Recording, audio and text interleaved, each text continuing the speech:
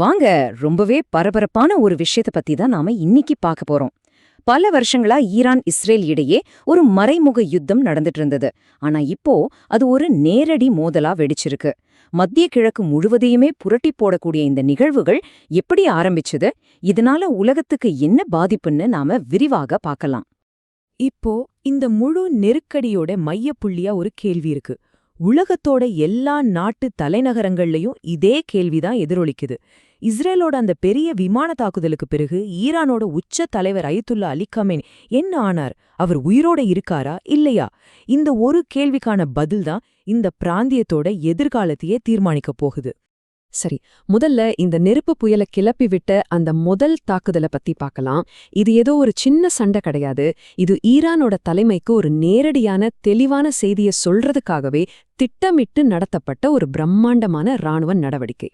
முதல் தாக்குதல்ல மட்டுமே இஸ்ரேல் கிட்டத்தட்ட 200 போர் விமானங்களை களமிறக்கியிருக்கு. யோசிச்சு பாருங்க, இஸ்ரேலோட வரலாற்றிலேயே பட்ட பகல்ல நடந்த மிகப்பெரிய விமான தாக்குதல் இதுதான்னு சொல்றாங்க. இது எந்த அளவுக்கு ஒரு ஒருங்கிணைக்கப்பட்ட பெரிய ராணுவ நடவடிக்கைங்கிறத நம்மால புரிஞ்சுக்க முடியுது. அந்த 200 விமானங்களும் சும்மா இல்ல. ஈரான் முழுக்க 500க்கும் மேற்பட்ட இடங்களை குறி வச்சு தாக்கியிருக்கு. இதேதோ கண்ண மூடிட்டு குண்டு போட்ட மாதிரி இல்ல. ரொம்ப துல்லியமா திட்டமிட்டு நடத்தப்பட்ட ஒரு தாக்குதல் இது. இப்போ கேட்க போறதுதான் ரொம்பவே அதிர்ச்சியான ஒரு விஷயம். உச்ச தலைவர் அயத்துல்லா கமேனியோட வளாகத்துல மட்டும் 30 குண்டுகள் போடப்பட்டிருக்கு. இஸ்ரேல் கேக்குற கேள்வி ரொம்ப சிம்பிள். இவ்ளோ பெரிய நேரடியான தாக்குதலுக்கு அப்புறம் ஒருத்தர் எப்படி உயிரோட இருக்க முடியும்? ஒரு பக்கம் ராணுவ தாக்குதல்கள் நடந்துட்டு இருந்தாலும் அதுக்கு இணையா இன்னொரு போரும் நடக்குது. அதுதான் தகவல் போர். 2 தரப்புல இருந்தும் வர்ற செய்திகள் ஒண்ணுக்கொன்னு சம்பந்தமே இல்லாம இருக்கு. இதனால உண்மையிலே அங்க என்னதான் நடக்குதுன்னு தெரிஞ்சுக்கிறது ரொம்பவே கஷ்டமா இருக்கு. ஒரு பக்கம் பாத்தீங்கன்னா ஈரானோட அரசு ஊடகங்கள் எல்லாமே கண்ட்ரோல்ல இருக்கிற மாதிரி ஒரு தோற்றத்தை உருவாக்குது. அவங்க தலைவர் பாதுகாப்பா இருக்காருன்னு சொல்றாங்க. ஆனா இன்னொரு பக்கம் அங்கிருந்து வர ரிப்போர்ட்களும் உளவுத்துறை தகவல்களும் முற்றிலும் வேற ஒரு கதைய, ரொம்பவே குழப்பமான ஒரு சித்திரத்தை காட்டுது. இந்த முரண்பாடுகளை இன்னும் கொஞ்சம் ஆழமா பார்க்கலாம் வாங்க. கமேனியோட மருமகள் கொல்லப்பட்டத ஈரானே ஒத்துக்கிட்டாங்க.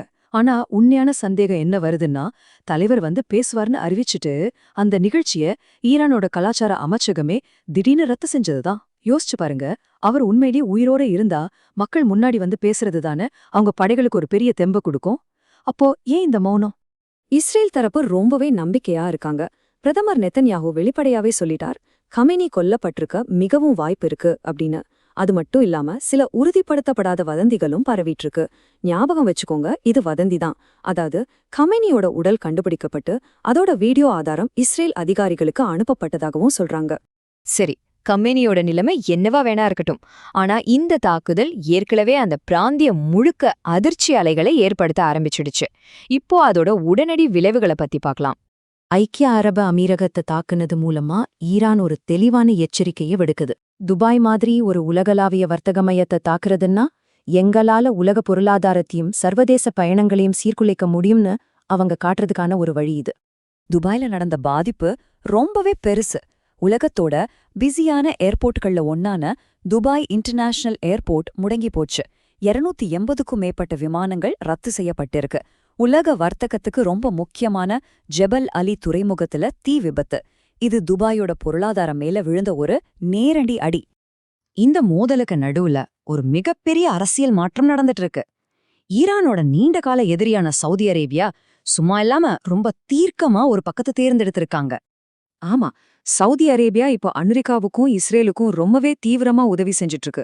அவங்க வான்வெளியை திறந்து விட்டு உளவு தடுவல்களையும் எரிபொருள் நிரப்புறதுக்கான வசதிகளையும் செஞ்சு தரதா சொல்றாங்க. இது ஈரானுக்கு எதிரா ஒரு ஒருங்கிணைந்த அரபு நாடுகள் முன்னணி உருவாகிறத காட்டுது. மத்திய கிழக்கு அரசியல்ல இது ஒரு பெரிய மாற்றம்.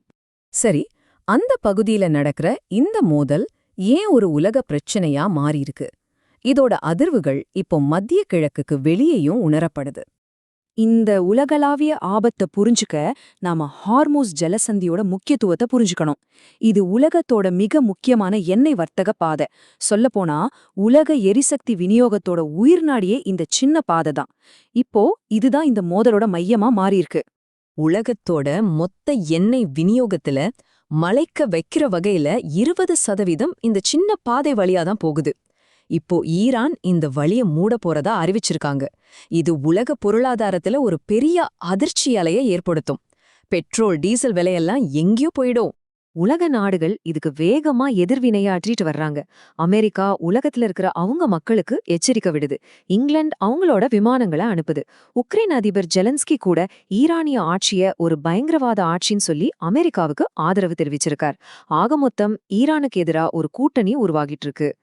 சரி, இப்போ நிலைமை என்ன? வேகமா மாறிட்டு வர்ற இந்த சதுரங்க ஆட்டத்துல அடுத்த கட்ட நகர்வுகள் என்னவா இருக்குன்னு பார்க்கலாம். இஸ்ரேலோட திட்டம் ரொம்ப தெளிவா 2 கட்டங்களா இருக்கு. முதல் அலை இப்போ முடிஞ்சிருச்சு. அது ஈரானோட வான் பாதுகாப்பு அமைப்புகளை அழிச்சு வழிய சுத்தப்படுத்துறதுக்காக நடத்தப்பட்டது.